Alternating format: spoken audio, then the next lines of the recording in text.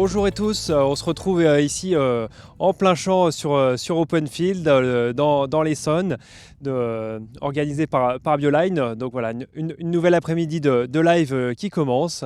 Donc ici on est sur une parcelle avec Jérôme Rouver de Fit Europe, donc qui est chef de marché betterave et vigne. On va parler biocontrôle, et biocontrôle en grande culture. Alors voir un peu qu'est-ce que ça veut dire quand on parle produits phyto et biocontrôle. Donc Jérôme Rouver, bonjour. Est-ce que vous pouvez déjà en quelques lignes présenter Fit Europe et votre métier? Alors bonjour, effectivement moi je travaille chez Fit Europe qui est un fournisseur de produits phytopharmaceutiques. Je suis chef de marché, en particulier sur la betterave qui est représentée ici et sur la vigne depuis quelques années. Donc on est ici sur un itinéraire là sur Openfield sur bas IFT. Est-ce que vous pouvez nous présenter un peu de quoi il s'agit? Alors l'objectif du BAI IFT, l'IFT pour le définir c'est l'indicateur de fréquence de traitement, c'est-à-dire qu'en fait on va additionner toutes les interventions en produits phytopharmaceutiques. Et on va faire un ratio entre la dose homologuée et la dose utilisée. Et on va additionner tout ça et on le rapporte, je dirais, à la même chose, mais qui est donné au niveau régional pluriannuel. Et l'objectif étant de se situer sous cette moyenne régionale en utilisant différents leviers. Voilà en résumé ce qu'on peut dire. Alors les leviers qu'on va pouvoir utiliser, ils sont multiples. Ils sont déjà l'agronomie, c'est la base, mais ça va être aussi à travers des choix variétaux. Variétés résistantes par exemple ou plutôt tolérantes à certaines maladies et donc on va réduire du coup certaines utilisations. Ça peut passer par l'utilisation de spécialités un peu plus performantes par leur formulation. On a l'exemple dans le cas de la betterave sur cette parcelle du Fastnet, quand on regarde dans les panels on réduit de 10% l'IFT. Ça va passer par de l'utilisation de techniques mécaniques. Toujours sur le désherbage, on va pouvoir faire des binages et on économise un passage. Et puis, évidemment, ça va être aussi par l'utilisation de spécialités de biocontrôle. Qu'est-ce qu'on appelle biocontrôle et est-ce que les solutions de biocontrôle permettent de baisser cet IFT ou comptent finalement dans l'IFT? Alors, le biocontrôle aujourd'hui n'est pas compté dans l'IFT D'accord. classique. Ouais. Alors, il peut y avoir un IFT biocontrôle, mais il n'est pas considéré. Et donc, justement, l'utilisation de biocontrôle réduit cet IFT. Alors qu'est-ce qu'on appelle un produit de biocontrôle? Alors, un produit biocontrôle, c'est aussi une solution de protection des cultures. Ça fait appel donc à soit des organismes vivants, soit des substances naturelles. Dans les organismes vivants, il y a les macro-organismes. Je donne un exemple que tout le monde connaît, c'est celui de la coccinelle. Voilà, tout le monde a vu les coccinelles, elles aiment bien le puceron et donc du coup elles vont baisser les populations de pucerons. Donc on a ce type de produits de biocontrôle qui ne sont pas homologués, c'est une possibilité.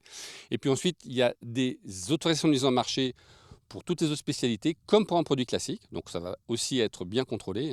Et là, on va retrouver dans les organismes vivants les micro-organismes, des bactéries comme le bacillus qui est très largement utilisé en protection fongicide. On va avoir donc des substances médiateurs chimiques. Donc là, en fait, on va créer une confusion au niveau du cycle de reproduction des lépidoptères. Donc là, on s'adresse à la partie insecte. Et puis, on va voir tout ce qui est substances naturelles, qu'elles soient minérales, qu'elles soient animales ou qu'elles soient végétales. Donc ça concerne surtout des solutions de protection vis-à-vis des insectes ou des prédateurs et un petit peu et notamment des fongicides, des champignons. Et des maladies. Sur les désherbages aujourd'hui en biocontrôle, il n'y a pas grand-chose existant. Alors, il y a quelques solutions comme l'acide pelargonique qui commencent à se développer, mais c'est vrai qu'il y en a un petit peu moins. Alors là derrière nous se trouve une parcelle de betteraves. Là, c'est une des premières années où on n'a plus le droit aux néonicotinoïdes sur les semences. Qu'est-ce que vous avez pu tester? Quel a été l'itinéraire ici? Alors, si on prend le cas spécifique de la lutte contre les pucerons, effectivement, en tout début d'année, de façon brutale, a été interdit les néonicotinoïdes. On a mis en place des techniques qui commencent à être testées, et donc testées en grand. La première consiste à mettre en place, avant l'implantation de la betterave, une plante compagne. C'est-à-dire qu'en fait, on va mettre, en l'occurrence ici, de l'avoine. Et cette avoine, comme il va se développer avant la betterave, les pucerons vont venir sur l'avoine avant la betterave. Donc ça va permettre déjà d'avoir un réservoir de pucerons moins important sur la betterave. Ça favorise pas justement le puceron? Alors non, les pucerons ils sont là et simplement au lieu d'aller sur la betterave, ils vont sur l'avoine. C'est pas un attractif, c'est juste le choix qui se fait sur ce qui est le plus développé. Et ensuite, ça nous permet d'appliquer, et là en l'occurrence c'est un projet qui n'est pas encore sorti, mais il y a ce qu'on appelle le PNRI, le Plan national de recherche et d'innovation de la filière betterave, pour trouver des solutions nouvelles et dans lequel on a une huile de paraffine. Et cette huile de paraffine, comme on a des populations plus faibles liées à cette plante compagne, elle vient faire une barrière physique quand on va l'appliquer. Et donc on va limiter le nombre d'interventions insecticides. Et donc ici, on a pu substituer 2 passages par cette huile de paraffine.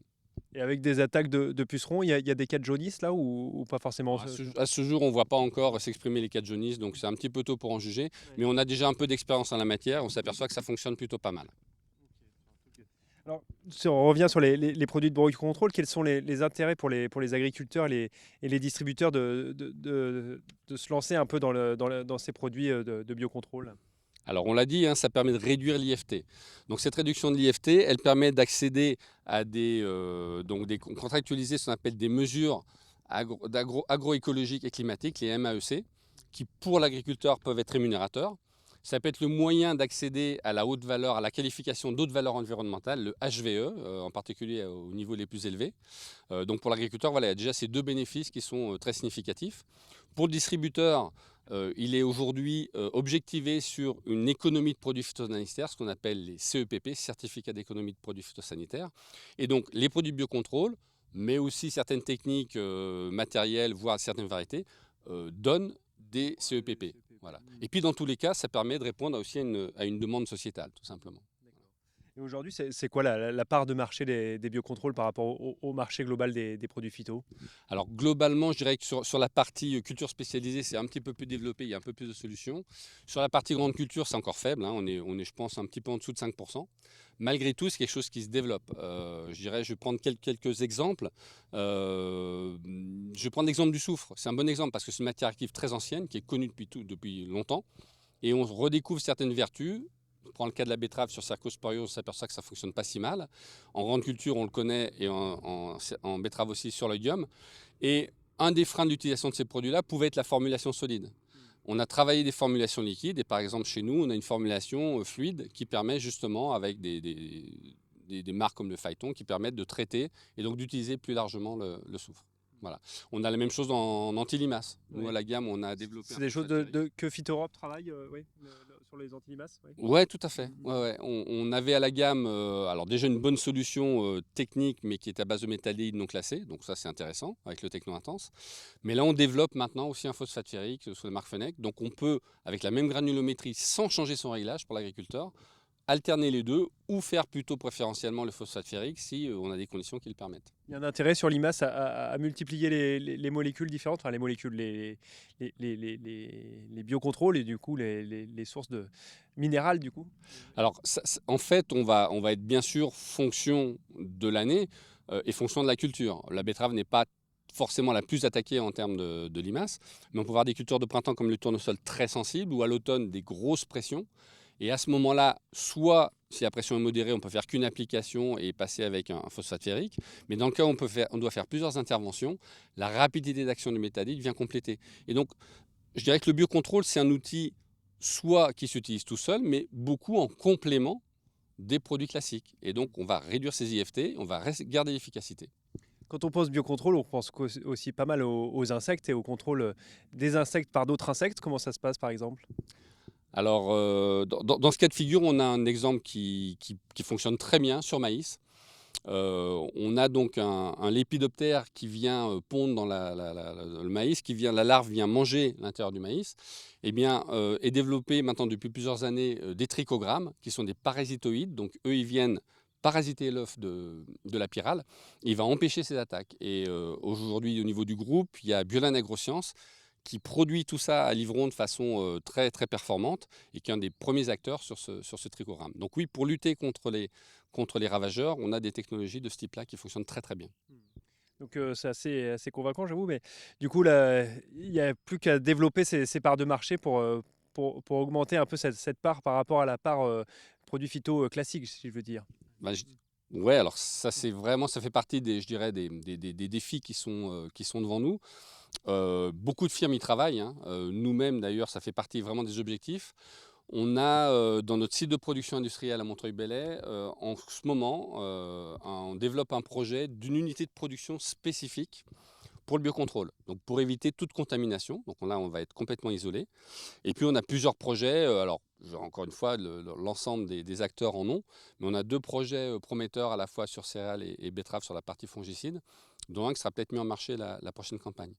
Donc ce qu'on peut dire, c'est qu'on voit qu'au niveau de la troisième voie de l'agriculture, qui consiste à combiner les solutions et intégrer du biocontrôle, je dirais qu'aujourd'hui, on est sur la bonne voie, justement, si on peut dire ça. Et justement, en termes d'autorisation de mise sur le marché, est-ce que c'est plus facile aujourd'hui de trouver de mettre en marché des produits de biocontrôle que des produits phyto de synthèse? Pas forcément.